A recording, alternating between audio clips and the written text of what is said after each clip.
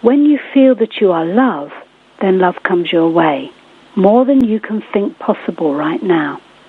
You think somehow your body is incapable of pure love, that somehow your love will have little cracks and little bits that are missing.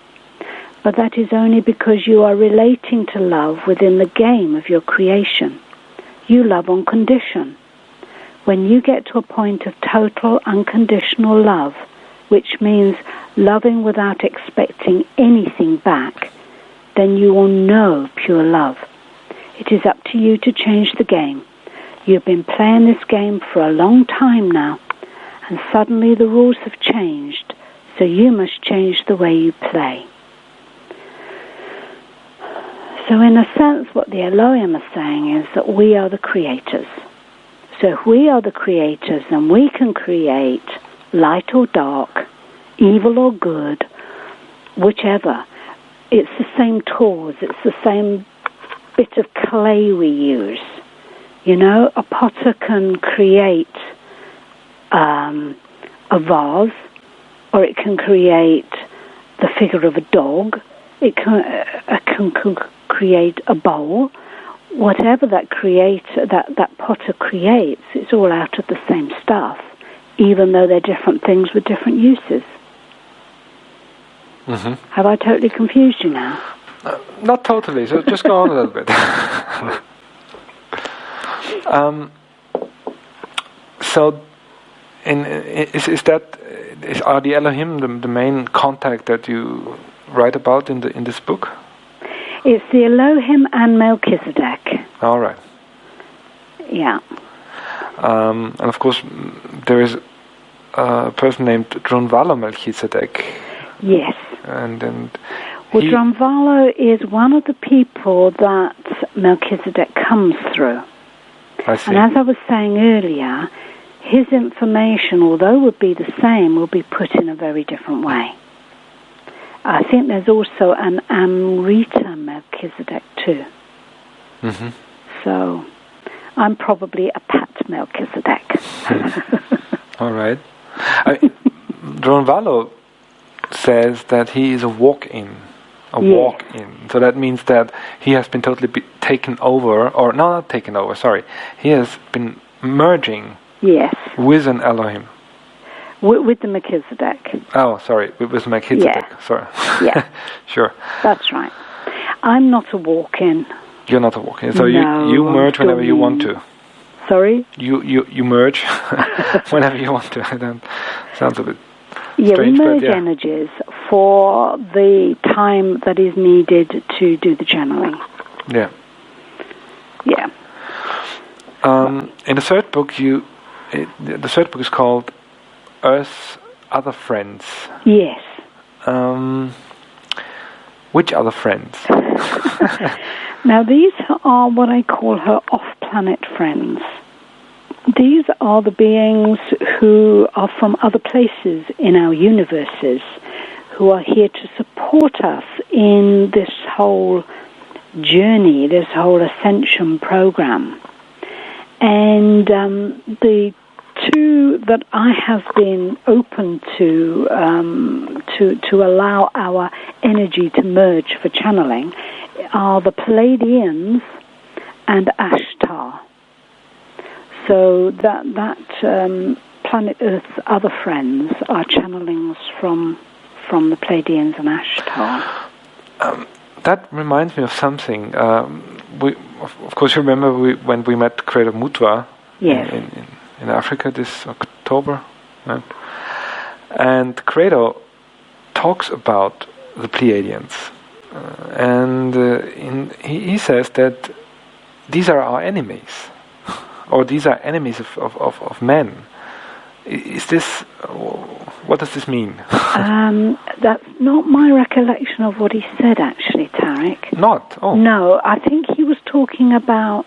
I don't know. You've got the recording. I've got it. Because I just heard it recently. I think what he says is, well, maybe, yeah. I didn't think he meant the Pleiadians. I think what he meant was, there are beings The serpent star, he says, and I thought these are the Pleiades. Well, they're certainly not in my experience. So the serpent stars are the Pleiadians. Is that just another name for the Pleiadians, or could be? Or have I confused you? I don't know, but I know that these beings have they've been around for quite a time. Yeah. I've never come across them in a negative way at all before. Mm-hmm. When the 9/11 situation happened, a few days afterwards, I was lying in bed, and suddenly the earth just called for help. Really called for help, and I opened my eyes, and looking in through the window of my bedroom were the Pleiades, the actual stars, and they were very, very big. It was like main focus, and then I felt the Pleiadians actually in America with the Twin Towers, assisting the spirits of those that were trapped into, the light where they were supposed to go. Mm-hmm. And in doing that, it's like with this planet, if we're in pain, she feels our pain. Yeah. And she was calling for help on behalf of those people who are trapped. And sometimes when something happens that so suddenly our spirits get trapped in a way. And she called for help on behalf of them, and it was the Pleiadians that went to help them. I see. So I'm just not too sure what credo is meaning. Yeah, I don't know neither. That's why I thought maybe if you remember, then. I don't remember. I'd need to hear the transmission again, and then I could maybe get more about what he's meaning. Yeah, I will send it to you, and then. I will send it to you, and then you can. Please, thank you. Unfortunately, I think. You're getting very faint on the phone. Oh. I'll try to do something here. Any case, can you hear me? Yes, yeah. Enough? Okay.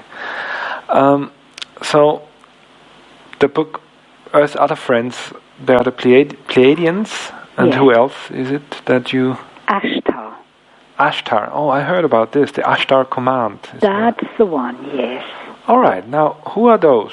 I hoped you wouldn't ask. No way. I mean, I don't know much about these beings. I only allow them to come through me. Whenever I channel, or whenever I do anything, whenever I do any workshop, even before I had this radio interview, I ask that whatever is said, whatever is done, is for the highest purpose. So I'm quite open to channeling as long as it's for the highest purpose, but I never seem to ask too many questions about who's coming through. Ashtar, as far as I know, is the Ashtar and the Ashtar Command are the ones who are coordinating the off-planet support of this planet. If anyone wants to come on, if any being from another planet, another universe, wants to come and observe what we are doing here on this planet, or to come and assist, they do have to come through the Ashtar Command. This is a strange name, Command. Is this kind of a galactic federation, or do they have patrol ships out there? I mean, why is it called Ashtar Command? I've no idea. Oh, what a pity. Actually, I mean, this is a name that has been bandied around, and I picked it up. And in fact, in the book, it's never referred to as a command. Oh, right. Okay. It's Ashtar, who for me is the coordinator of all off-planet support and observers too, because what we are doing has never been done before, and what we are doing is changing matter into spirit. So does this mean that there is an intergalactic travel agency out there who is selling tickets to Earth. Yes. Now, oh God, I read that too when I was going through the books. You know, I read that too. That actually, yeah. Really? I'm very quickly trying to find it again, but it really is about, yes, we are the lucky ones who pulled the right number and was able to come. Okay. Now we've come, some of us, from other planets too, from other universes. And we've come to experience and to assist in changing matter to spirit. Yeah. I mean, we are already spirit, but it's actually about focusing in spirit rather than focusing through matter. Yeah, what I read in your book was a very interesting statement, that it is easy to turn spirit into matter, or it is known, it has happened, but it never happened before that matter turned into spirit. Yes. And apparently this is what is happening right here now. Yes. And this has never happened before, ever. No, ever. Anywhere. Not on any world, on any planet, in any universe. In any creation. No, that's right. Boy oh boy. I know, we're quite special, aren't we? Are we in for a ride? Yes, we are. And that's the other thing, is that despite all the predictions, no one knows how it's going to turn out. That's very assuring to me, because most of the predictions are very dire predictions. Yes, yes, I know. So actually, no one really knows, so just let's see what's going to happen. That's right. Yeah, and I like that better. And because we are the creators, we can create it. You know, I mean, what scenario are we choosing? Yeah. You know, if we are tired of war, then let's stop the war we have in our own private lives. Let's stop the war we have with ourselves. Yeah. Before I would like to come back to this subject of this whole transformation process. But before that, now, since our show is called Dragon's Talk, yes. Why did you get in contact with dragons as well? And what does that mean? I mean, was it a dragon, like a dragon, or was it, you know? A dragon is the personification of what we're trying to do. A dragon is very rooted in the earth. Some people have said that dragons are the earth's first children.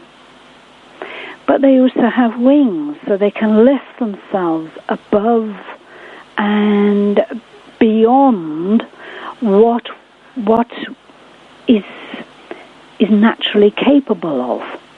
They can lift their heavy bodies up into higher realms, if you like. So dragon is a personification of what we are doing in a way. But dragons have also been around on the planet since the planet's creation. And are we talking about physical dragons here, or is this more a metaphor for a being? I mean, are these dragons physical? I believe dragons are physical, they just don't have the same dimensional body that we have. So we can't see them? Not yet. Oh. But we will.